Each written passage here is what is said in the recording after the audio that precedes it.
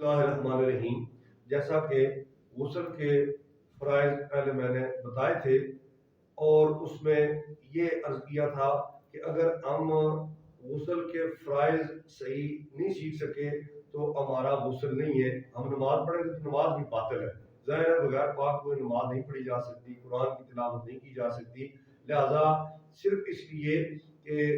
ہم اس بنیادی مسئلہ کو سمجھ سکیں، غسل کا جو مسنون طریقہ ہے، فرائض میں نے بتایا تھا کہ منہ میں پانی ڈالنا اور ناک میں پانی ڈالنا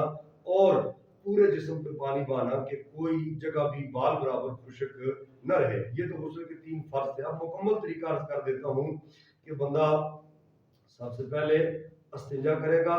اور کہیں پورے جسم پہ کوئی نجاست لگی ہوئی ہے، وہ نجاست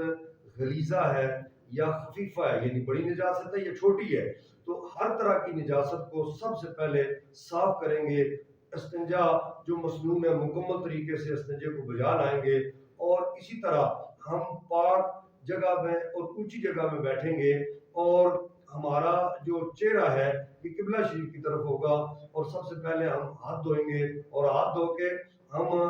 دائیں کندھے پہ 3 دفعہ پانی ڈالیں گے، پھر بائیں کندھے پہ 3 دفعہ پانی ڈالیں گے، اور پھر سر پہ 3 دفعہ پانی ڈالیں گے، اور اس طرح سے پورے جسم کو تر کریں گے اور جسم کو ملیں گے تاکہ کوئی جگہ بھی ہمارے جسم کی خشک نہ رہے، کہ اگر بال برابر بھی جگہ جسم کی خشک رہے گی تو غسل نہیں ہوگا۔ جو میں نے عرض کیا یہ مسنون طریقہ ہے۔ اللہ تبارک و تعالی ہمیں عمل کرنے کی توفیق عطا فرمائے۔